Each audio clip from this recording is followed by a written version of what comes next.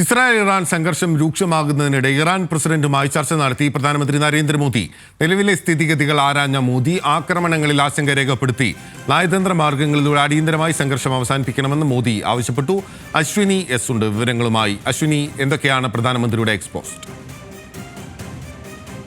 ബിനിൽ നേരത്തെ സൂചിപ്പിച്ചതുപോലെ തന്നെ ഇറാനും മേൽ ഇപ്പോൾ US ആക്രമണം നടത്തിയ ഒരു പശ്ചാത്തലത്തിലാണ് നരേന്ദ്രമോദി ഇറാൻ പ്രസിഡന്റ് പെസഷ്കിയാനുമായി ഫോണിൽ ചർച്ച നടത്തിയത്.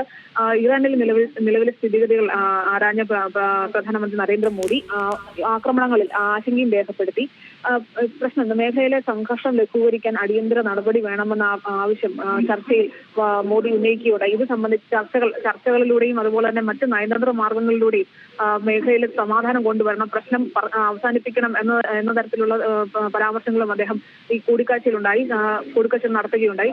സമാധാനം, അതുപോലെ തന്നെ സുരക്ഷ, സ്ഥിരത എന്നിവ ഈ മേഖലയിൽ ആവശ്യമാണെന്നും ഇത് ഏഷ്യയിലടക്കം ഉള്ള ഏഷ്യൻ രാജ്യങ്ങളിലടക്കം അല്ലെങ്കിൽ മറ്റു ലോകരാഷ്ട്രങ്ങളിലടക്കം ഇത് ബാധിക്കുമെന്ന തരത്തിലുള്ള ആശങ്കകളും ഒക്കെ അദ്ദേഹം ചർച്ചയിലുടനീളം രേഖപ്പെടുത്തിയെന്നാണ് നമ്മൾ മനസ്സിലാക്കാൻ സാധിക്കുന്നത്.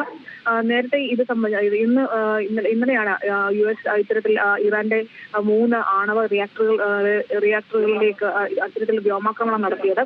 ഇതിൽ പലതരത്തിലുള്ള പ്രതികരണങ്ങളും ഒക്കെ ലോകരാഷ്ട്രങ്ങളിൽ നിന്നുണ്ടായി. യൂറോപ്യൻ യൂണിയൻ അല്ലെങ്കിൽ യൂറോപ്യൻ രാജ്യങ്ങളടക്കം UK അടക്കമുള്ള രാജ്യങ്ങൾ ഈ ആക്രമണത്തെ പിന്തുണച്ചപ്പോൾ മറ്റ് രാജ്യങ്ങൾ, ഏഷ്യൻ രാജ്യങ്ങളും അതുപോലെ തന്നെ ലാറ്റിൻ അമേരിക്കൻ രാജ്യങ്ങളും ഒക്കെ ആക്രമണത്തെ അപലപിക്കുന്ന ഒരു സാഹചര്യം ഉണ്ടായിരുന്നു. ശരി, അപ്പോൾ അതിനിടയിലാണ് ഇന്ത്യ ചേരിചേരാ നയമാണ് സ്വീകരിക്കുന്നത്. ഇസ്രായേലിനൊപ്പമോ ഇറാനിനൊപ്പമോ അല്ല, പക്ഷേ ഇരു രാജ്യങ്ങളുമായും ഇന്ത്യ ബന്ധപ്പെടുന്നുണ്ട്.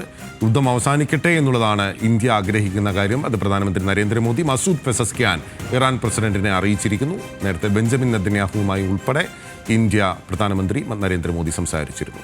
അശ്വിനിയാണ് വിവരങ്ങൾ നൽകിയത്.